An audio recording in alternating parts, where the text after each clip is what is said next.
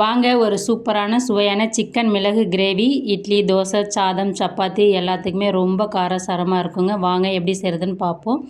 அதுக்கு முதல்ல ஒரு வானலில் 1 டேபிள் ஸ்பூன் அளவுக்கு மிளகு எடுத்து அடுப்பை சிம்மில் வச்சுட்டு நல்லா வறுத்துக்கலாங்க. மிளகு கொஞ்சம் வறுபட்ட பிறகு 2 டேபிள் ஸ்பூன் அளவுக்கு கொத்தமல்லி விதைகள், 5லேருந்து 6 காஞ்ச மிளகாய் ஆட் பண்ணிவிட்டு மிதமான தீயில நல்லா வறுத்துக்கலாங்க. அது கூட 1/2 டீஸ்பூன் அளவுக்கு சின்ன ஜீரகம், 1/2 டீஸ்பூன் அளவுக்கு பெருஞ்சீரகம் ஆட் பண்ணிவிட்டு அதையும் நல்லா வறுத்துக்கலாம். 10 முந்திரி பருப்பு ஆட் பண்ணுறாங்க. நீங்கள் முந்திரி பருப்புக்கு பதிலாக 1/4 கப் தேங்காய் ஆட் பண்ணிக்கலாங்க. அதில் இருக்கிற ஈரத்தன்மை போகிற வரையும் எல்லா பொருட்களையும் நல்லா வதக்கிட்டு அது கூட ஒரு கொத்து கருவேப்பிலை இலைகள் ஆட் பண்ணிக்கிங்க.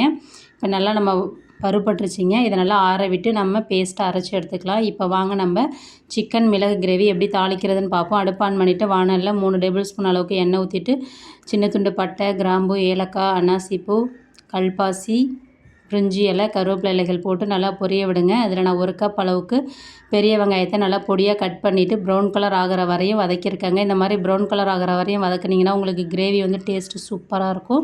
ட்ரை பண்ணி பாருங்கள். 1 கப் அளவுக்கு தக்காளி ஆட் பண்ணியிருக்கேன். தக்காளி வதங்கிறதுக்காக கிரேவிக்கு தேவையான மஞ்சத்தூள் ஆட் பண்ணிவிட்டு வதக்குறேங்க. அப்போ தான் தக்காளி சீக்கிரம் வதங்கும். அது கூட 2 டேபிள் ஸ்பூன் அளவுக்கு இஞ்சி பூண்டு பேஸ்ட் ஆட் பண்ணிக்கிறேன்.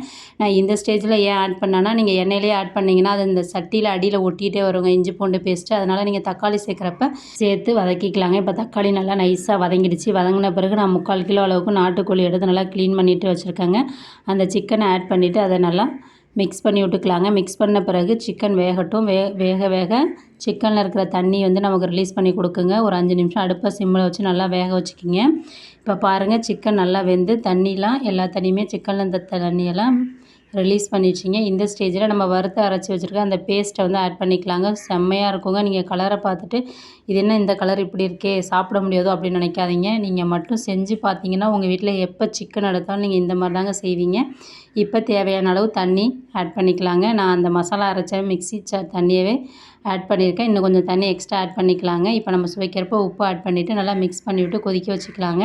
இப்போ பாருங்கள், நல்லா கொதி வந்துச்சு. கொதி வந்த பிறகு நல்லா மிக்ஸ் பண்ணிவிட்டு அடுப்பை சிம்மில் வச்சு ஒரு 10லேருந்து 15 நிமிஷம் நல்லா வேக வைக்கணுங்க சிக்கனை. இப்போ நான் மூடி போட்டு வேக வைக்கிறேன். இடையில ஓப்பன் பண்ணி மிக்ஸ் பண்ணி விட்டுக்கிறேங்க. ஏன்னா நம்ம முந்திரி பருப்பு அரைச்சி ஊற்றிருக்கிறோம், அதனால் அடிப்பிடிக்க வாய்ப்பு இருக்கும். அதனால் நல்லா மிக்ஸ் பண்ணி விட்டுக்குங்க. இப்போ திரும்ப இதில் நான் உப்பு செக் பண்ணேன். எனக்கு உப்பு ரொம்ப அதிகமாகிடுச்சிங்க. அதனால் நான் ஒரு உருளைக்கிழங்கு எடுத்து நல்லா கழுவிட்டு தோலை சீவிட்டு இந்த மாதிரி சின்ன சின்ன பீசஸாக கட் பண்ணிவிட்டு ஆட் பண்ணிங்கன்னா உங்களுக்கு உப்பு அதிகமாக இருந்தால் அந்த உப்பு அதை எடுத்துரும். நீங்கள் தேவைன்னா நீங்கள் அந்த உருளைக்கிழங்கை ஈட் பண்ணிக்கலாம். அப்படி இல்லைன்னா நீங்கள் வெளில கூட போட்டுக்கலாங்க. இப்போ நல்லா நமக்கு சிக்கன் எல்லாமே வெந்து வந்துருச்சு. இப்போ கொத்தமல்லி தழைகளை தூவிட்டு இறக்குனா நமக்கு சூப்பரான சுவையான சிக்கன் மிளகு கிரேவி வந்து தயாராகிடுச்சிங்க. தேங்க்யூ.